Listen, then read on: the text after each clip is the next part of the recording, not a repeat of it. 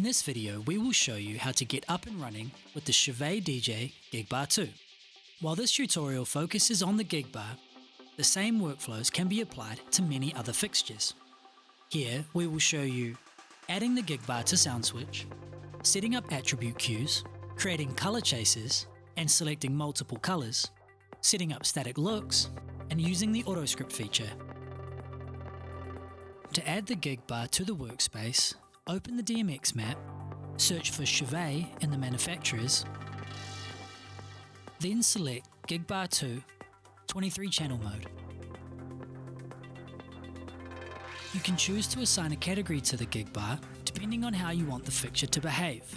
You can choose for it to behave like a wash light, a spotlight, a multi-cell fixture, or a strobe or blinder. For most cases, you want to select wash primary. Now you can see that a group has been added to the workspace that contains 4 fixture tracks, 2 for each of the derbies and 2 for the wash lights on the GigBar.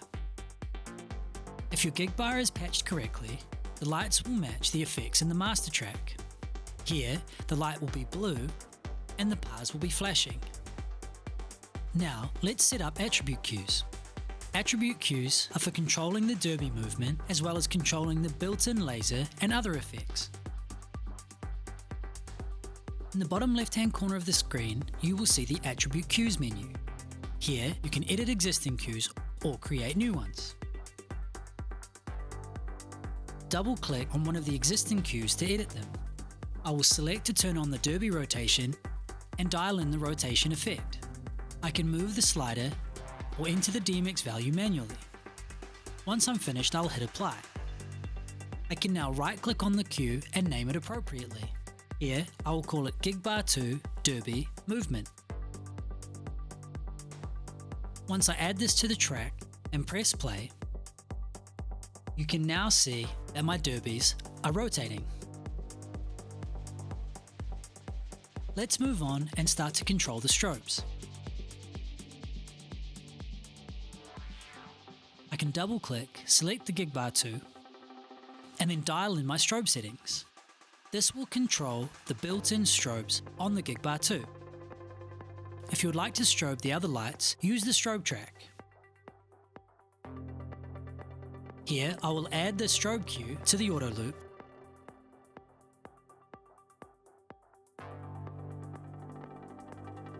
I will then create a new attribute queue for turning the strobe off.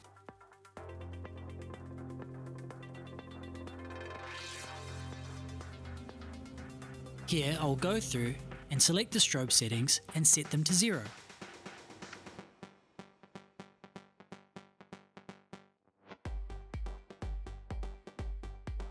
As the playhead hits the queue, you can see that the strobes on the bar will turn on.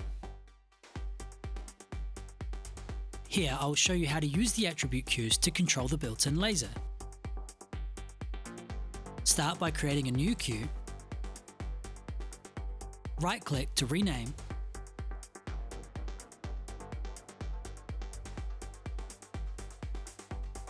Double-click to edit the queue, and then select your desired laser settings.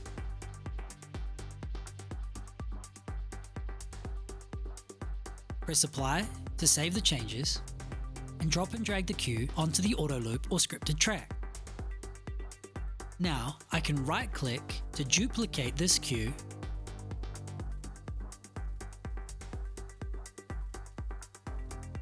and rename it to say laser off. Again, double-click on the queue to edit and set the laser settings to 0.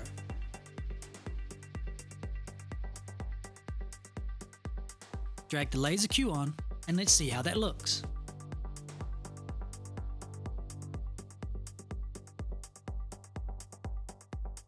Now I'll show you how to organize your attribute queues into an attribute queue folder. Create a new attribute queue folder and name it accordingly. Then drop and drag the queues that you would like to add to the queue folder.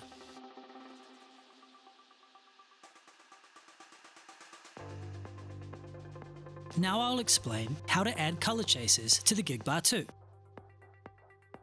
Start by making a selection in the group track for the GigBar 2 Under Color Effects, select a color chase and drag it onto the selection. You can choose to apply the effect to the selected track or to the entire group. In this case, you want to select Group. Here you can dial in the different settings for the chase. Here you can see the color chasing across the different lights on the GigBar.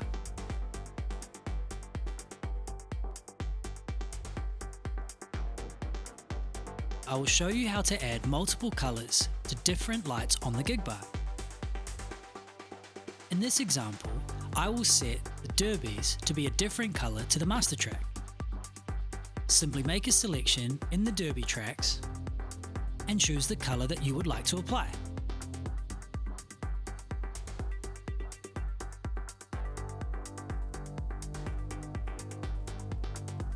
Now I will show you how to set up a static look for your GigBar. Under MIDI settings, select the static look tab and then right-click on one of the static looks and select Edit. Name the static look in the bottom left-hand corner and expand the GigBar 2 in the fixture menu. Here you can choose to assign the static look to the entire GigBar, or in this case I will just assign it to the two par cans in the middle of the GigBar. I can choose a different color to display on the lights,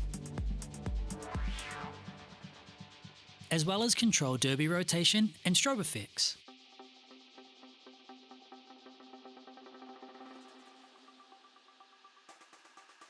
Once I've dialed in my settings, I can also choose the play mode.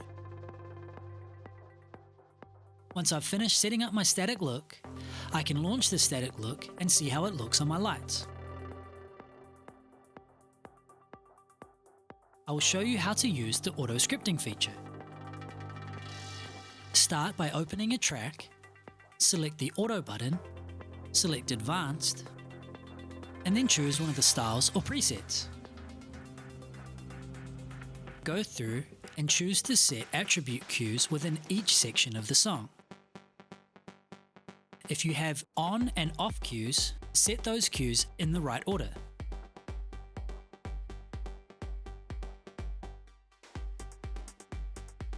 I will choose some custom colors for my primary, secondary, and tertiary color options,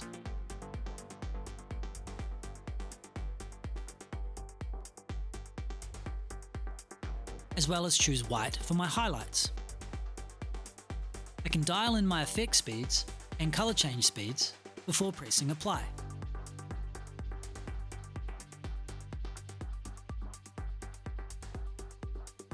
Let's play that back and see how it looks.